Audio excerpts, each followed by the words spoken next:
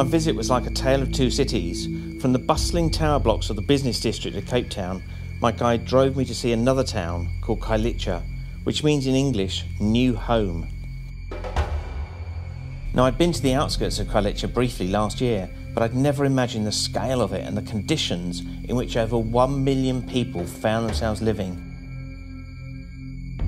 I found it hard to comprehend that this was not some temporary camp set up in a disaster relief zone, but an established township that had seen people living like this for the last 25 years since this township was set up. 25 years of living in tiny houses made from any scrap materials they could get their hands on, often with families of maybe 4, 6, 8, 10, maybe more, living in a tiny shack made of old corrugated tin and scraps of wood. Every day, families queuing to use the communal taps or maybe the communal toilets. Over half the population of Khayelitsha is without work, and I was struck by the hopelessness of the groups of men who'd wait in line on street corners each and every day, hoping that someone would come along and offer them a day's labouring or some casual work.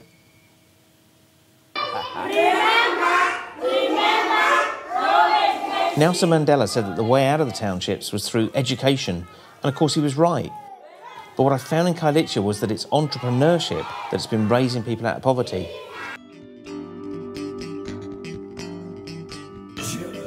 Ordinary people with extraordinary determination to better their lives and the lives of their families.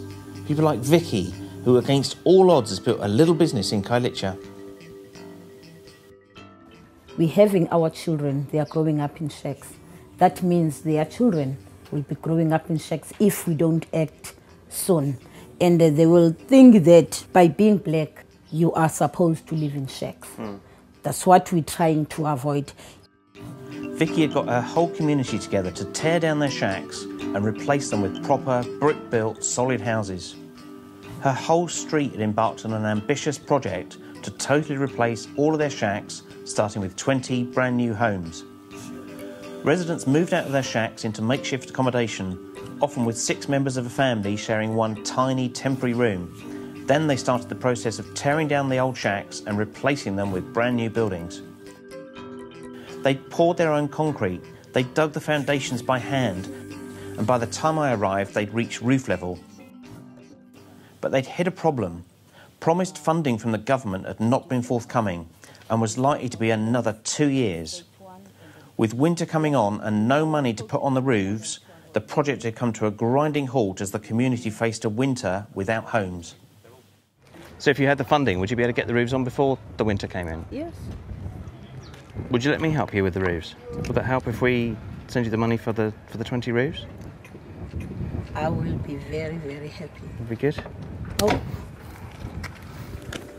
Thank you. Okay. Thanks so much.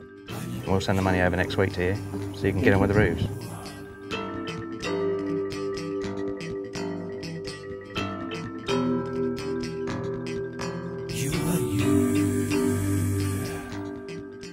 With no way of supporting his family when they found themselves moved to Khayelitsha, Golden, who got his name from his old gold mining days, started fashioning small flowers out of old tin cans that he picked up from the local rubbish dump. Golden now works full-time in his expanded home, making flowers and selling them to the tourists. You can't help but be moved by the sense of pride in what he does and how he's provided for his wife and children, literally making something from nothing to feed his family.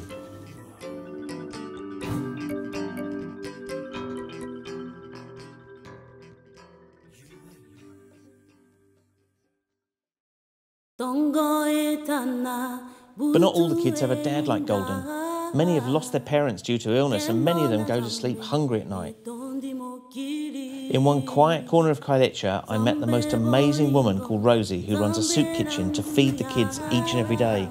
Starting around 5 a.m. every day, she meets the bread lorry who delivers yesterday's bread so that she can make a small sandwich for all the kids she feeds.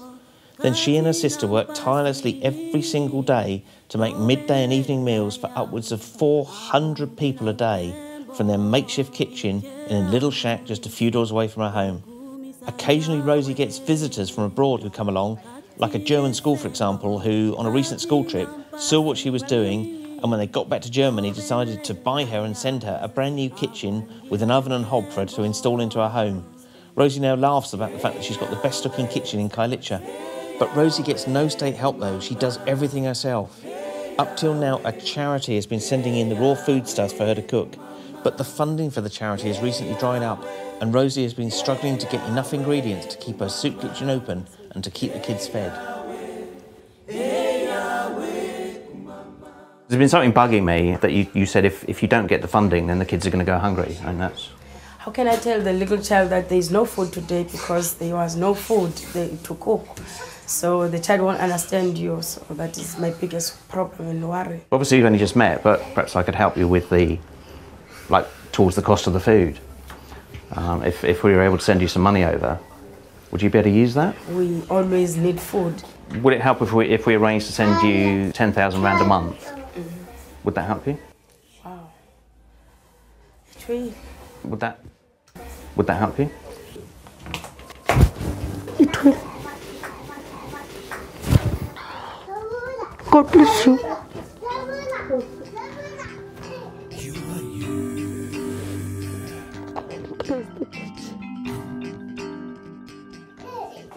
We need people like you to help us.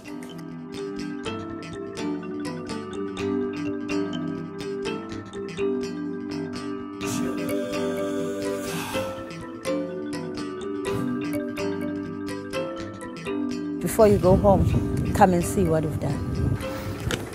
Thank you. Okay. Thanks so much. No problem.